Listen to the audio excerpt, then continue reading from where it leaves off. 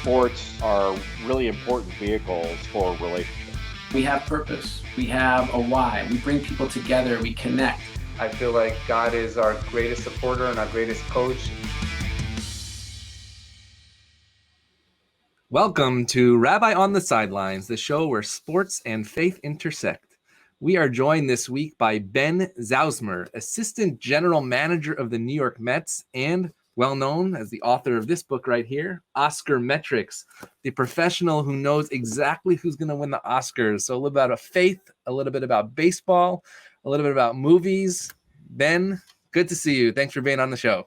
Good to see you as well. Thanks so much for having me.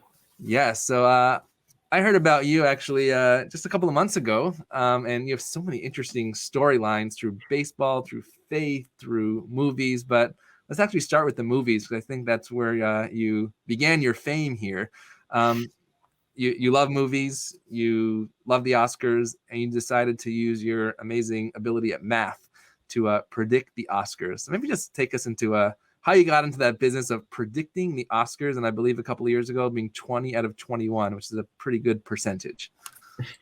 Yeah, so this all started about 10 years ago. I was a freshman in college, and I'd always been a big Oscars fan, a big movies fan, and I was just curious who was going to win that year. So I went to Google, and being a math guy, I wanted to see, is there a model to predict the Oscars? And I actually couldn't find one. And so I decided to just spend the month of January trying to create it myself. Spent lots of time gathering data from every old press release I could find on the internet, and then threw together some models, put up the predictions on a little website, and it's all grown out of that. And the years since, I've gotten to do the predictions for the Hollywood Reporter and write articles for a number of publications. You mentioned the book, and it's become this big, fun hobby of mine. Every baseball off season, I get to dive into Oscars season. And did you think it was going to work? Yes and no. I think that the math is predicting probabilities, and so hopefully if the probabilities are well calibrated, then at least, if not going perfect, if you say there's a 60% chance of this nominee winning in this category, then hopefully that'll happen 3 out of 5 times. That's what that should mean. And so there are always going to be predictions that are correct because a lot of favorites win, and there are always going to be upsets because sometimes the favorites don't win. And do you predict the weather too? If only, that'd be nice. Yeah. So what is applied math for those non-mathematicians out there? What does it look like? You mentioned probabilities. Is it only that, or is something deeper? Applied math is sort of the more real-world counterpart of theoretical math. So the more theoretical side, which is often taught in the classrooms and in universities, is about the underlying theories of why numbers behave the way they do. And that can be anything from, algebra to geometry to trigonometry to calculus. A lot of this stuff is theoretical, but it all has applications in the real world, in stuff that we see every day. Obviously, in the computer age, there's been an explosion of applications of mathematics. But even before that, there have been all sorts of applications. The times where you actually put real numbers and real world people and problems to these theories, that's where you get into the applied math side. I have a particularly fun pair of a job and hobby because I get to apply math to a couple of things that are really interesting to me in baseball and movies. There's stuff that I'd be reading about even if it wasn't my job or wasn't this project I've taken on. And so for me to get to apply math to those things is particularly fun. Actually, Dan Schulman from ESPN said, you got to love what you do and do what you love. And it sounds like you do exactly that. So let's go from movies to baseball, and then we're going to go backwards towards faith. How does applied math work in baseball? And is that a new business? You never really saw, director of analytics for baseball. You usually said, you know what, this guy can hit the ball, this guy can field the ball, I want him on my team. But now it's almost like a science of building a team. How does that work in the baseball world? It is fairly new, right? So baseball really goes back to the 19th century. And for a long, long time, there were a number of people, journalists and writers, who were using math or using data, using numbers to analyze the games. You've had box scores being printed in the newspapers for years and years and years. And you have some, not just counting stats, but some statistics in there, like batting average and ERA. Those were some of the early strides towards creating a formal mathematical language around the game of baseball. But it didn't really start to enter front offices until the late 90s or so. And then you have the publication of Moneyball. That book came out in the early 2000s. And after that, there's been an explosion of it where every team wanted to have some form of Moneyballs, have some sort of analytics department. And so these departments have really grown rapidly. If you look through any front office page on their website, the number of people with the title analyst or data scientist, software engineer, data engineer, and so on and so forth has really grown dramatically in the last, I'd say, 20 years or so. I'm very fortunate in that. Obviously, this is my career, and so it's worked out very well for me that this new subsection of baseball exists now. It's something that I now am lucky enough to do every day. And do the players use it often, or is it mostly the coaches telling the players what they're studying? So generally we filter things down through the coaches. So our job from the front office is to use the data that we have to figure out ways that either we can help make the players we already have better, or figure out which other players, maybe players we don't have yet, we might want to bring to our team. But once we have them, the coaches are the primary ones who are responsible for coaching players. And so it's our job then to provide the coaches with the information that they need to go and talk to the players. In this day and age, you've got a whole lot of coaches that have been around this type of stuff for a very long time. And so coaches often will seek it out. They'll come to us and they'll say, hey, what do you have on this guy? Or what do you got on that guy? And then it's our job to be ready with an answer, to be able to describe that player in terms of the data. And then the coach can try to marry that with what they have from the more traditional baseball background. And so I guess, what is the probability that the probability actually works? You're seeing success in that? Yeah. So, I mean, that's why probabilities are challenging, and probabilities can be frustrating because oftentimes we want to be able to give certainties and we can't. And it's true. It's true in life. It's true in baseball. And so you can have the best hitter in the game up at the plate or the best pitcher in the game on the mound. I actually think we at the Mets are fortunate enough to employ the best pitcher in the game in Jacob deGrom. And yet you can never guarantee anything. You can never guarantee the best hitter is going to hit a home run. You can never guarantee that the best pitcher is going to get a strikeout. There's a probability that each of those things will happen. But that means there's a probability that it won't happen. And it's our job to, at the very least, quantify that. That can help us make smarter decisions. But ultimately, then, it's up to the players on the field. So let's go to the faith part, because I love what you just said about the uncertainties, right? There always is that uncertainty. And I think faith deals a lot with uncertainty. And often people find faith during uncertain times. But I think a big part of my job actually to allow people to find faith during certain times as well, to be grateful. Let's go back to your faith journey. I know you grew up in the Philadelphia area, Montgomery County, and I believe you even went to Jewish summer camp in the Poconos. Was it Ramah? That's right. I went to Camp Harlem, one of the URJ camps in the Poconos. Yes. Got it. So what was your faith background growing up, and how did that play part in your upbringing? Yeah, it was a huge part of my upbringing. So I grew up in the Philadelphia suburbs in Montgomery County, and we were very active members of Congregation Beth Or, which at the time was at Springhouse, now is in Maple Glen, Pennsylvania. My mom was president of the synagogue. All five of us, my parents, myself, my two sisters, were very involved. I went to Camp Harlem, like I mentioned. My sisters went there as well. And so not just during the school year and all of that, but through bar mitzvah, through confirmation, through 5 summers at camp, it was always part of who we were. And even after heading out of Philadelphia, I was very involved at Harvard Hillel. I used to play guitar for the Reform Minyan there on Friday nights. And do you do that for the Mets Minyan now? Play the guitar for Friday nights? I don't know if we have one of those. Oh, I gotta check it out. One day. Yeah. And so it's that's been a part of my life since before I can remember. And you go to Harvard Hillel, you then get into the analytics aspects, and then actually, I believe in LA, you meet your Beshert, your beloved, Rabbi Shana Golko, who I've had the pleasure of working with out here in Los Angeles. Now you have the faith and the baseball together. What is that? Is there any combination? Are they separate? And I know you worked on some interesting projects actually with Rabbi Golko, specifically the virtual dreidel, and I believe the Shabbatograms during COVID. So how did the faith aspect work with your analytics or sort of technological piece to bring some joy during some difficult times over these past few years? Yeah. So right, yeah, like you mentioned, I'm now engaged to a rabbi, and so that definitely, you want to talk about my own journey with Judaism. That is clearly the next big part of that, is that I get to serve the role we're going with Rebbitzman. So Rebbitzin is the classic phrase that's used. I'm also married to a rabbi, so I'm in that boat too. There you go. So you see both a rabbi and a Rebbitzman. You get it. And so that's been just wonderful. One of the cool things about our two jobs, they're very unique jobs, is that in some sense they both have spectator involvement. They are not passive. This is not the sort of situation where you can only say, take your kid to work day on the day you can take your kid to work. That there are always members of the community that are welcomed to both. And so what that has meant for us is that I often get to accompany her to synagogue and be there in the pews as she's leading a Shabbat service or leading a high holiday service or whatever it may be, leading a 20s, 30s program.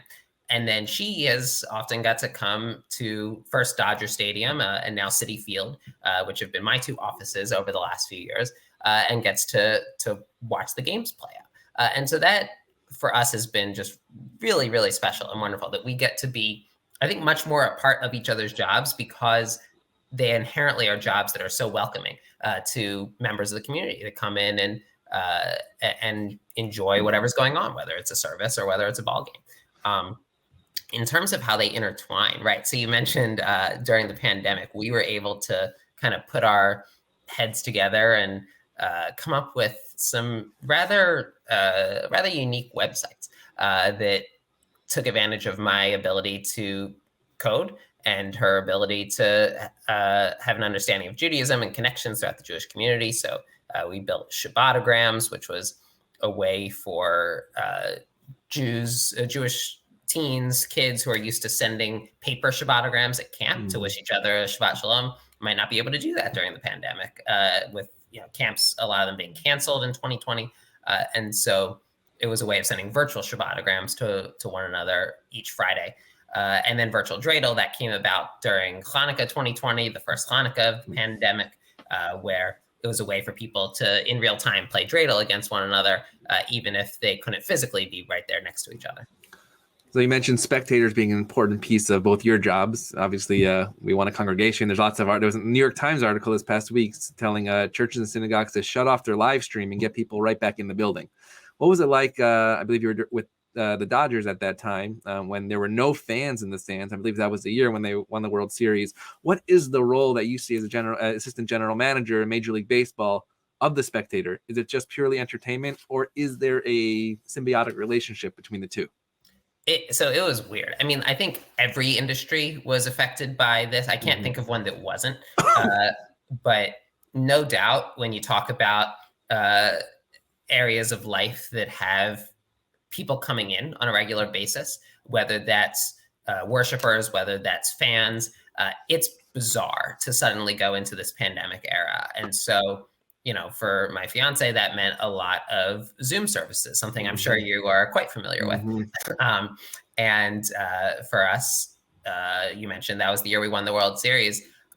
If you told me a year before that the Dodgers, who I'd worked for 5-6 seasons, would win the World Series and I would be watching it by television, I would have said that there's no way. But I chose this was before anybody was vaccinated. This was in 2020, and so I chose for safety reasons to stay home. But that was bizarre. I mean, it was, don't get me wrong, it was wonderful. That was the culmination of years and years of efforts from myself and dozens and dozens, if not hundreds of colleagues. But still, there was something totally strange about watching it. It's not being played at Dodger Stadium. It also wasn't being played in Tampa, which was the team we were playing. It was played at a neutral site, which was due to pandemic restrictions. So, there's certainly people and industries that were affected far more than mine. But there's no doubt that baseball is on the list of groups that were affected by this.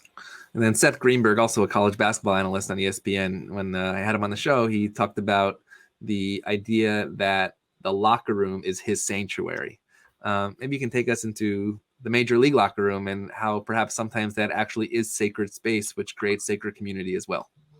Oh, it's definitely sacred. I mean, if you define a sacred space as this is the hub of what we do, this is important, that you should not go in there in a disrespectful manner. You should go in ready to contribute something, ready to be humble. All of those things can apply to any sacred space, and a locker room is no different. You don't walk into a major league locker room just because you want to put your feet up on a couch. You're there, if you're a member of the front office, you're there to be a representative of that organization. And so everything you do should be reflective of how you want the culture in that organization to be, and how you talk to people, how you treat people, how you act, and from the analytics side, how you convey information in an intelligent, prepared, and respectful manner. So analytics is very transactional, right? You get a stat, you learn about it, you do it. Maybe you can talk about a little of the humanity of the baseball side, some relational piece, maybe some charitable things that you've seen, some of the players that we know about, that we don't hear about these stories on TV, sort of behind the scenes of like what makes that relationship sacred and allows and even has these players desiring to make a difference in the world. It's true. The way that analysts are trained to look at players is often through the lens of numbers. That's what our piece of the puzzle is. Everyone brings their piece. Player development is about training players in the minor leagues, and amateur scouting is about finding the next stars in high school and college. And the coaches are about guiding these players into young men and teaching them how to perform on the field and off the field as well. But the analysts were there to analyze the data. That is what our piece of the puzzle is. And so it's very important, if that's your full-time job, to always remember that these are not ID numbers. These are, they're not just their uniform number. These are people. These are human beings. It's a real shame that a lot of the time what makes the headlines will be when an individual player does something bad. And look, if it's not on the fault of the journalist. If I were a journalist, you do the same thing because that's what makes the news. That's newsworthy. But the fact of the matter is, what doesn't make the news all the time is the vast majority of these people are really good, decent people. You get to know it immediately when you start talking to them. They're there. They're doing their best at their chosen profession, which they happen to be among the best in the world at. Nobody reaches Major League Baseball if they're not.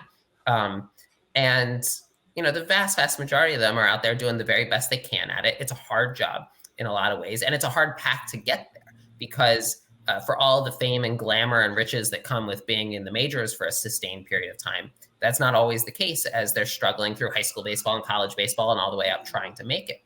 And so, yes, I do look at a lot of numbers. That's my job. It's my job to analyze the data. That's a key part of what makes all 30 front offices run. But there are human beings behind these numbers, and that ultimately guides every decision we make. So when you talk about people, when you talk about numbers, and let's talk about the New York Mets for a moment, because actually I go back to Dan Shulman again, one of the best baseball announcers around. He was announcing a baseball game when Osama bin Laden was actually caught, and he had to announce to the country that this was happening. And he told me that in his ear, they're telling him about Osama bin Laden, and here he is on ESPN saying, and there's a ground out to second, and he throws to first. And at that moment, he became a representative of the American people, not just a journalist, but like a huge historic moment. How do you see the role of sports playing a significant role outside of the field, right? We talked about the racial piece, and people were having the equality on their jerseys last year through basketball or different things like that.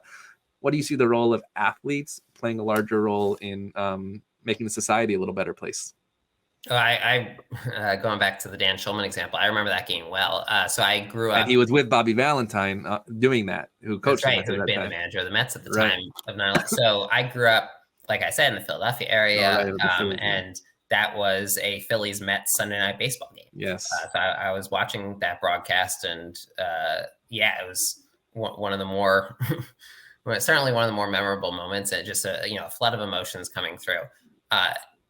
The thing about sports is that they're captivating, and once you have something that's captivating, you by definition have an audience. You have a megaphone, and once you have a megaphone, then people who choose to use that megaphone are able to reach a much wider audience than they would otherwise. And so we see this a lot. We see this not just in sports, but, entertainers in Hollywood and on Broadway, and, anybody else that is fortunate enough to have a set of extraordinary talents to have that kind of megaphone, then has the opportunity, if they so wish, to use that for however they see fit. Especially that's true in the last decade or so with the explosion of social media. That gives them an even bigger megaphone than they would have otherwise had. But that's not to say that this starts in the last decade. This is something that goes back, a long ways, where you have pro athletes that are speaking out and speaking on behalf of certain causes, or just, you take the prototypical example of Jackie Robinson, just their very presence many times, even unspoken, speaks volumes about how society should and shouldn't act. And so you see a cause in the near future that you say, you know what, or is there a discussion in the front office to say, you know what, the Mets stand for this, or the Dodgers stand for this, and that's what we're going to do? Or is it sort of players' freedom to allow them to partake in those causes? So I think both. There's like the official Mets side. We've got, well beyond baseball operations, there's a whole rest of the organization that has many different arms and many different departments. One of which is a newer one, is the Amazing Mets Foundation. And the Dodgers had the same thing. They had a foundation as well.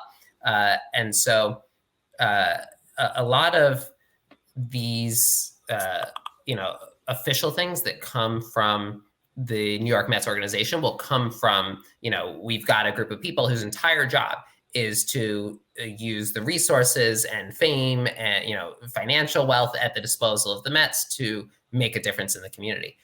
But then, you also have individual players who often have, very large megaphones as well.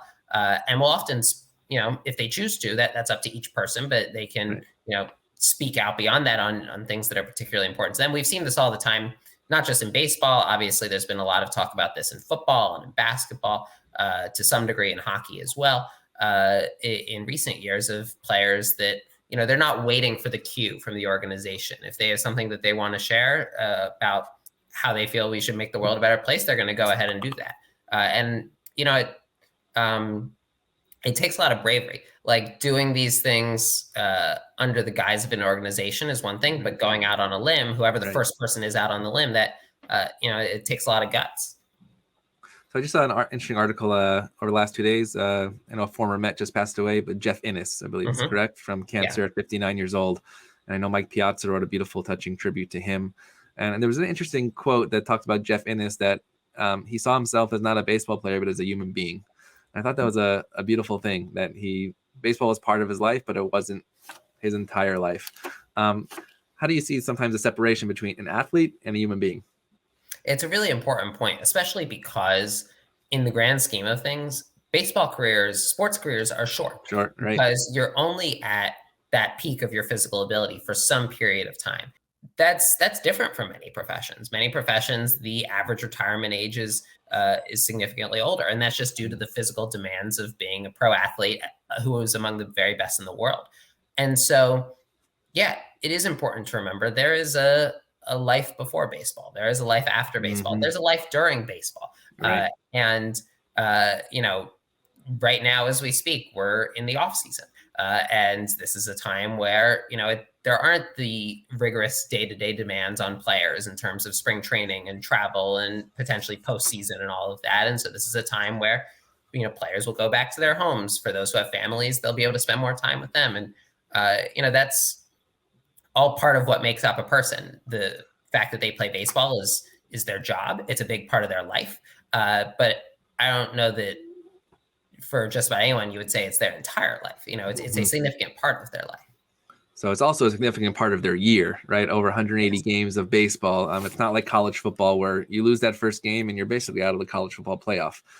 Even in the NFL, a couple games, you might, miss the playoffs. But college baseball, or Major League Baseball, that's a long haul. And I also see that as a sort of connection to the faith, right? Our faith is a long haul. If you just take one moment in faith, when I think of Shabbat service, there's somebody saying the mourner's Kaddish, there's somebody having an anniversary, there's somebody having a yortzeit for an anniversary of a loved one's death, there's somebody celebrating a birthday, and there's somebody celebrating a wedding. And they're all there in the same moment, right? How do you look at the long arc of that baseball season and realizing there's that short-term goal, but like, it's not just about the guy's going to pitch a curveball or a slider, but the long arc of data analytics. How do you work on that strategy?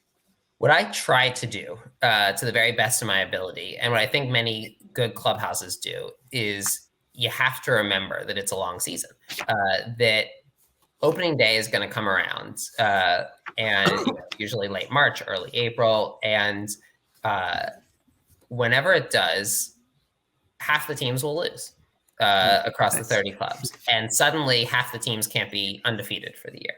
And give it another week or two, and I can almost guarantee nobody will be undefeated. And give it an entire season, and the very, very best team in baseball, the best team, is going to lose at least 50 times, and maybe 60. Depends on the year. And it's hard to have the right combination of how down to get after a loss. Mm-hmm. Not be so over the top depressed about a single loss if you're going to have them at least 50 times a year and probably more. But on the other hand, you do have to take a step back and learn from the losses and think, well, what could we have done better? Therefore, what can we do better in the next game? And so it's tough, but there is that fine line between the two, where you need to have the you can't have the emotional roller coaster throughout an entire season where you're that high and that low after every game, but there needs to be enough so that you're constantly asking yourselves, how can we improve? I mean, a batting champion, like, maybe bats 400, right? Okay, free throw percentage, you want to get 80-90%, right? But you don't see a stat in baseball that's like 80-90%. Basically, a failing stat is an amazing stat. So that idea of the high and low is really, really fascinating. We talked about how you bring faith into baseball, but Rabbi Solomon Schechter, one of the founders of the conservative movement, he once said that in order to be a rabbi in America, you need to play baseball. I like to say you need to know about baseball. Do you think that's true in terms of what baseball represents as part of the American experience? And he was speaking to an immigrant population of Jews that were just coming over here in the early 1900s. What does baseball mean to this country and America's pastime? It's I like the quote a lot. I don't know if you have to play baseball, but I do agree that there's something to be said for knowing something about the game, because it is such a quintessentially American pastime. And I think that actually goes to explain why there has constantly over the years been a real interest in the game among new immigrant communities. And that includes many Jewish immigrants, many of whom came over like many members of my family did in the earlier parts of the 20th century. And they were yearning 100 years ago, or for more people who came more recently, they were yearning whenever they came to be a part of this society.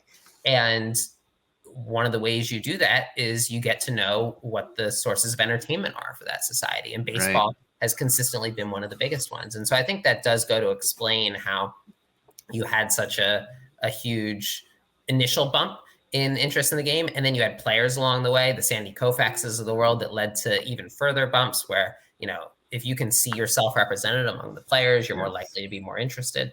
And I think that collection of things has been the primary driver as to why there is a real interest in baseball from the Jewish community, from many other communities, is because there is something quintessentially American about it. And one of the incredible things about this country is that we allow newcomers to become quintessentially American. Right.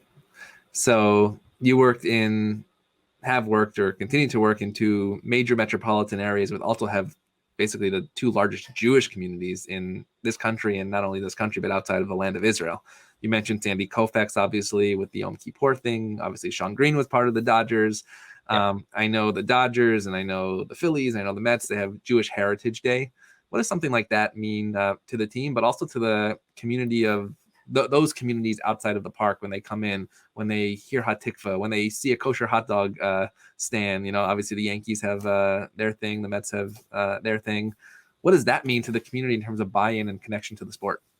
Yeah, so it's a good setup. The Jeff's kosher hot dog stand in Los Angeles, and then there's a great stand, not just hot dogs, but a lot more than that at Citi Field. So pretty good options at both. And still plenty more food that I'm going to have to try at Citi Field as the years go by. But no, it means a lot, and you can see it when you look around at the stadium, because oftentimes they will associate that with some giveaway, and so you see a lot of people who are very proudly wearing whatever it is that year. I myself, from previous giveaway days, am the owner of some Dodgers Kippot and some Dodgers in Hebrew T-shirts and things of that nature, and I would be not surprised at all if I wind up with some similar Mets gear. Some paraphernalia in Hebrew, because it's a way of expressing pride on that day, and it's why these teams do this for all sorts of different communities through the year. And typically some sort of whether it's celebrating Israel or Jewish heritage is often one of the days on the calendar. And actually, Dr. Jeff Gurak, he's a professor of American Jewish history at Yeshiva University. He explains that you can learn about the American experience through sports. And he actually compared the Sandy Koufax example to many years before that of Hank Greenberg, who also didn't play in Yom Kippur, to, I believe, in the 86 Mets, when the Jewish community was outraged that the game was going to be on Kol Nidre, and they moved the game up. And so first it was, gearing towards the sports, but then the sports team actually reacted to the community around them to make those changes. What is the outreach? But is there any outreach outside of the stadium with those communities, and if so, how does that work? So I got a good Yom Kippur story for you. I don't know if this is exactly answering the question, but I feel it's might be a better answer. Any Yom Kippur story in baseball keeps the people awake. We're good. So was working for the Dodgers one year. It was during the playoffs, and there was a game the afternoon of Kol Nidre, and so as for my own practices, I first of all, I want to attend services, but also I'm not going to be in my place of work on Yom Kippur due to my level of observance. And so I was going to need to be out of there by, before sunset. That was going to be my standard for myself. And it was a playoff game, and the game was tied. And I'm thinking, oh man, this is pretty clearly gone to extras, and I'll miss the end of the playoff game. And it turns out that then in the eighth inning, bottom of the eighth, is at Dodger Stadium. Chase Utley, who is it's an interesting one. He's probably the most beloved player for many Phillies fans, might be public enemy number one for many Mets fans. Also pretty beloved now by Dodger fans because he had some years there as well. So a lot of strong opinions about him. But he comes up and has the go-ahead single in the bottom of the eighth. Kenley Jansen closes out in the ninth. I hop straight in the car. I drive through. It was a McDonald's drive-through because that was the only thing I could find that, I didn't have time to get out of the car. Got to services, ran in, finished my meal as I'm walking in and made it on time for the beginning of Kol Nidre. So you bring up Yom Kippur and baseball, and my mind immediately goes to that story. Actually, a couple of years ago, I was at the Dodgers Phillies. I believe it was the NLCS. Yep. Pedro Martinez on the mound, and there was probably almost a minion of rabbis in that section. And shul began at 6 p.m. We got to the chapel at 5:59, and it was perfect timing. It's hard to get out of Cesar Chavez Ravine on a Friday afternoon, yes. But we had the miracle of the sea splitting on the 101 that day, so it was great. I like it. I'm gonna go back to this book for 1 second. If you're watching Oscarmetrics, definitely check out this book before the Oscars and see how he does it. You mentioned these strange corollaries that most people wouldn't expect. You expect, best actor wins best picture, but you mentioned the film editing, how that really can foretell the future of who will win the best movie. Maybe explain just how that works in the movies, and then maybe how that works in baseball, how some obscure detail, you don't realize that it will relate to something bigger that way, that it's not just about swings and strikes and balls. Yeah, so starting on the film side, you've got now 23 categories at the Oscars, and each one is related to the other to some degree. And the reason that even two relatively dissimilar categories are related is that voters who like a given movie are just more likely to vote for it up and down the ballot, regardless of the category.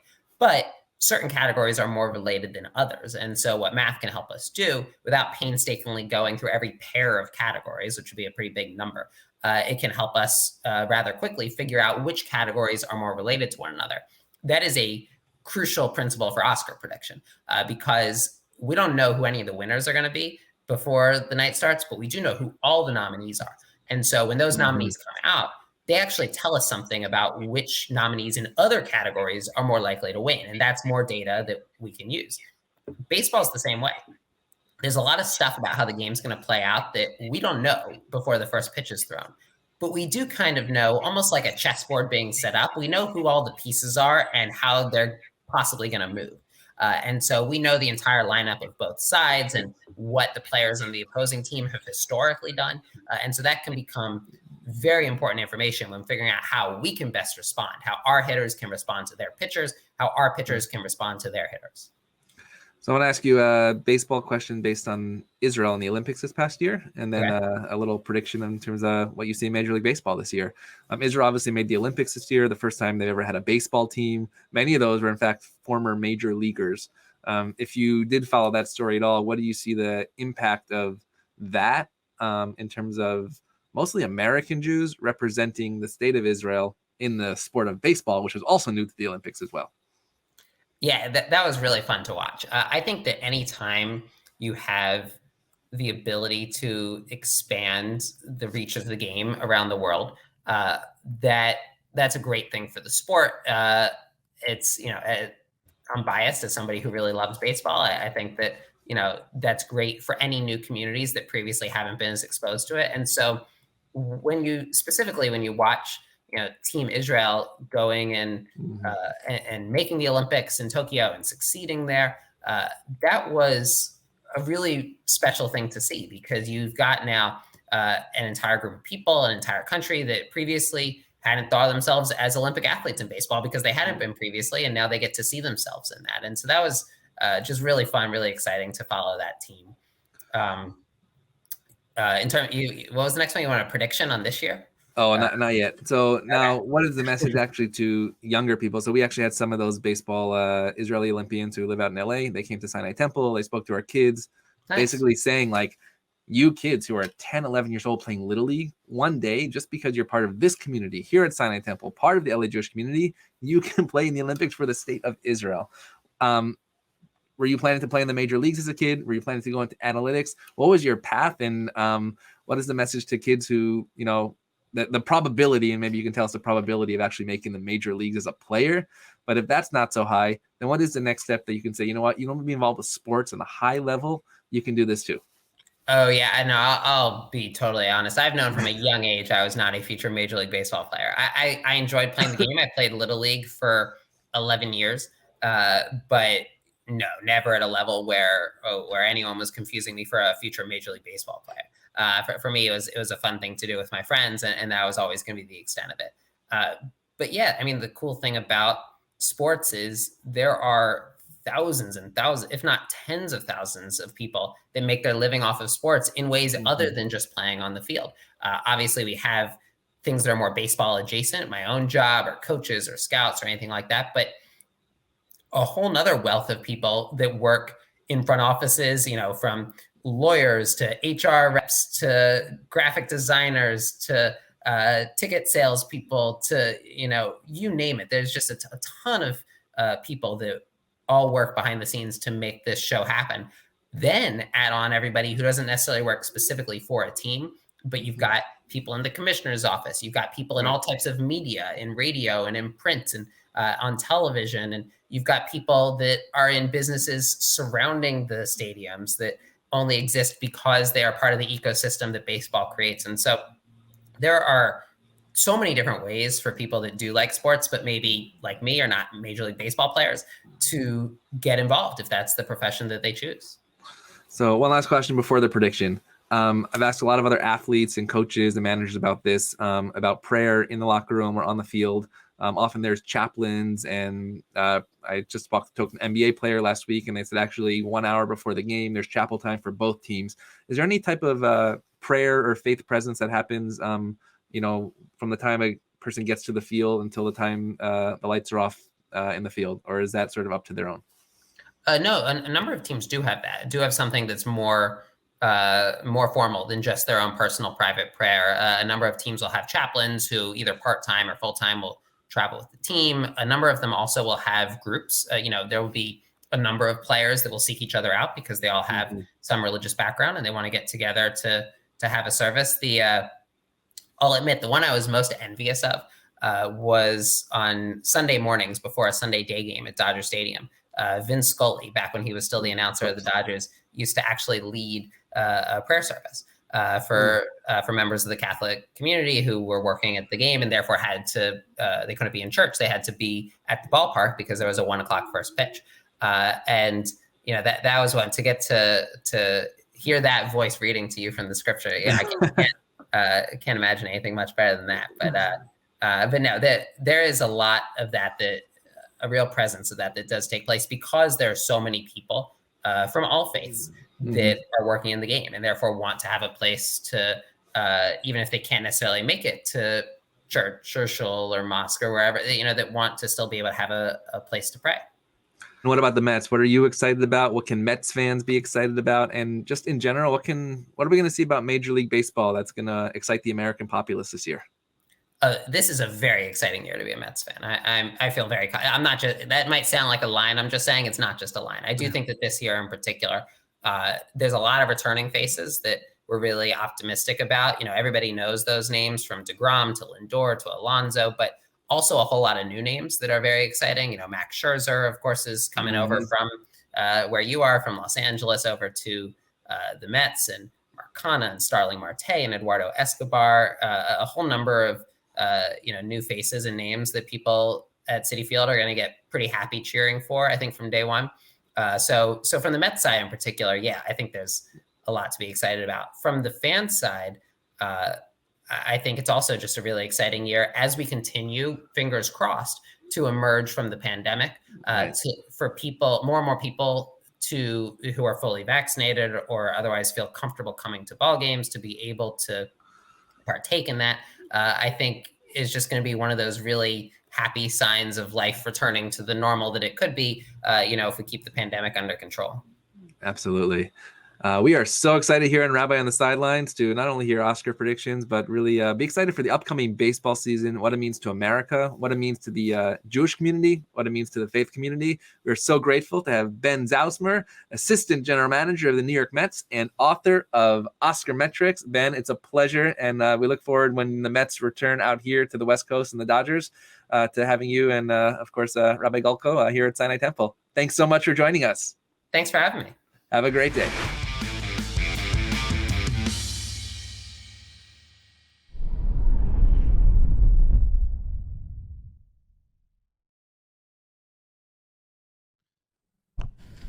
You may have had the same experience that I've had over the last couple of months.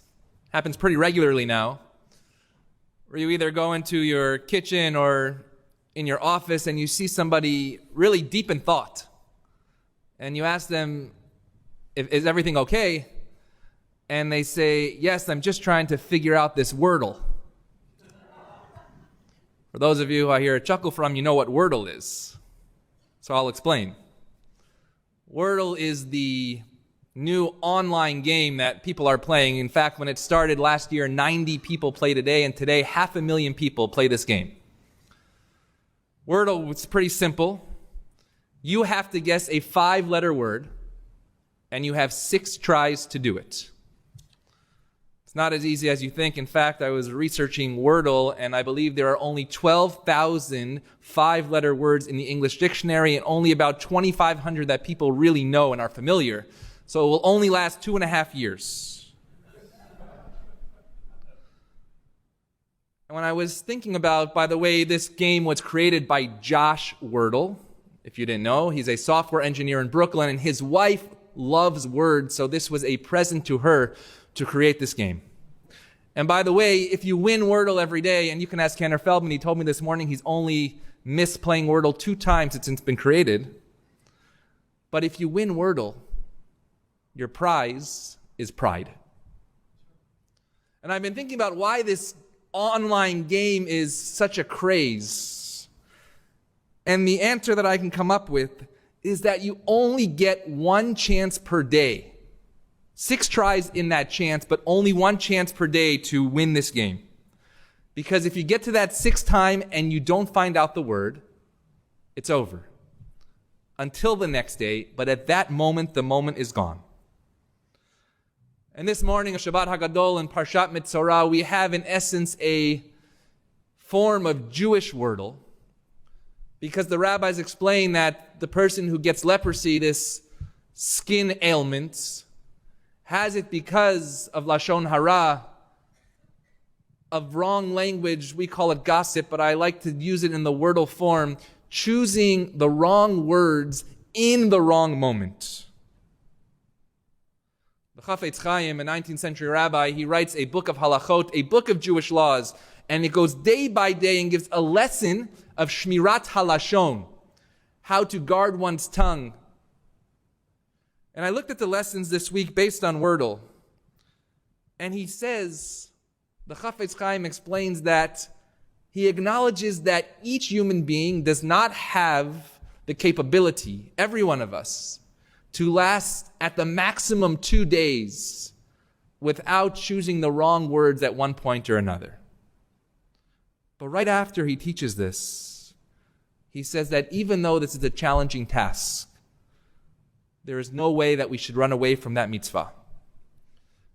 And he gives a mashal, he gives an example of somebody who's walking on the beach and all of a sudden gems and diamonds wash up on the seashore. And he asks, would any rational person refrain from trying to gather those gems if he still knew that there would be no possibility to gather them all at once? We would still try and at least gather them in one or maybe two, even though we couldn't gather them all at once. And the Vilna Gaon expands on the teaching of the Chafetz Chaim and explains that each moment in Hebrew, rega, each moment that we refrain from this inappropriate or from this wrong use of language, we merit a light from above that not even an angel can fathom. Notice, the Vilna Gaon says rega, not chodesh, a month, not shavua, a week, not shana, a year, not even yom, a day, but literally rega, which is the blink of an eye. Just try for a moment. What the Chafetz Chaim is trying to teach us is that if we think that a goal is out of reach, it's out of reach. But if we focus on the rega, literally this moment that already has passed from the time that I said moment, then we can achieve that light of the angel. Think about just a few words in history that, because they were said in the right moment, changed the path of our history. Don so beautifully read the prayer for Israel, but invoked not just his family, but the brothers and sisters of Israel who are literally under attack at this moment.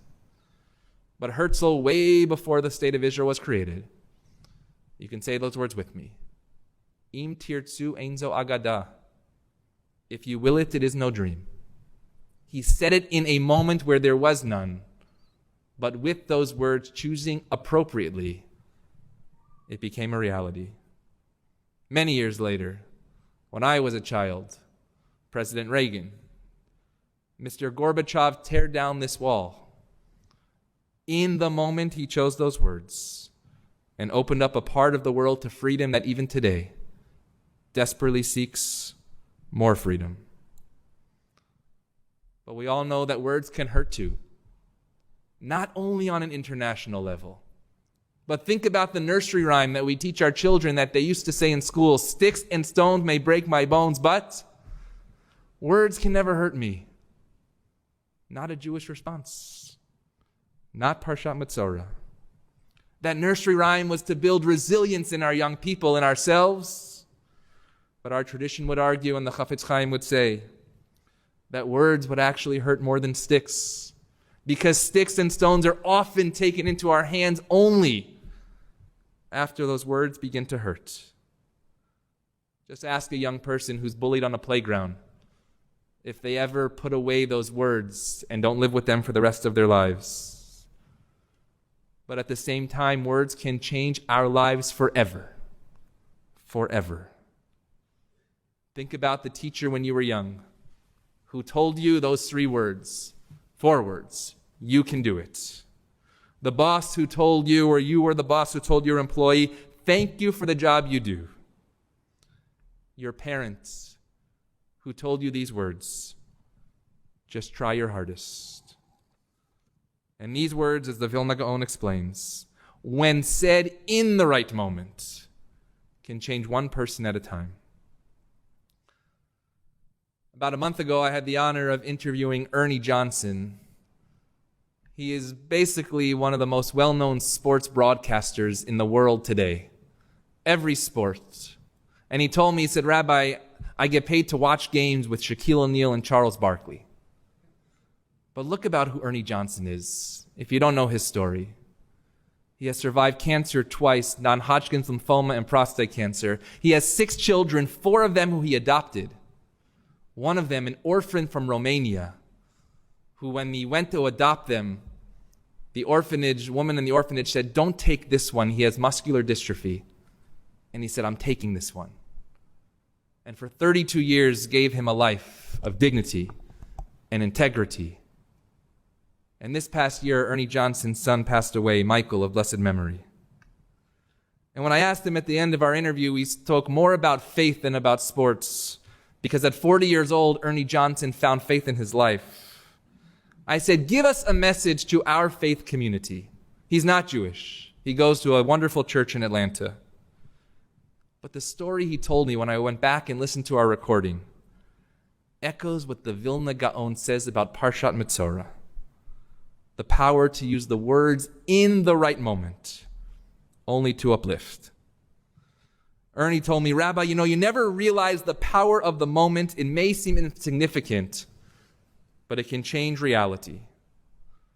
And then he said we were getting to our time. I only had 58 minutes to interview him, and he said, can I stay? And I said, if you can stay, I'll stay too. And he said each week he buys his wife flowers. And for some reason, one week, he said he decided to buy 2 bouquets. And he didn't know why. And he walked out of the store. It's in Georgia, so it's Publix, not Ralph's. And he looked at the handicap parking, and he saw an elderly woman. And he walked up to this woman, and he said, you don't know me, and I don't know you, but the words he used, I think you need these flowers. And he says this woman looked him dead in the eye and said, sir, my husband died 1 year ago. Every week she'd buy me flowers. He'd buy me flowers. And this is the first time in 1 year that somebody gave me flowers. One rega, one moment. Wordle is a very serious game. You have 6 tries to get that word. But the way we use our words in our lives is not a game at all. Most days we do not have 6 chances. But if we use them wisely and use them timely, those words can create those moments of meaning. And so this week on Shabbat HaGadol, just 5 days before we sit at our Seder tables reunited once again, we will read words from slavery to freedom. We will read ancient words that our parents and grandparents and great-grandparents, dating all the way back to the Jews in the deserts, they told that story because they had the power to choose. And this year, we have the ability to choose our own words, to be part of that story. So let us choose wisely. Adonai sfatai tiftach, ufi agi tehilatecha. God, may our lips only be words of praise. And may those words initiate moments of godliness, of sacredness, moments where we uplift the person next to us, the community we are a part of, and the people of Israel. Shabbat Shalom.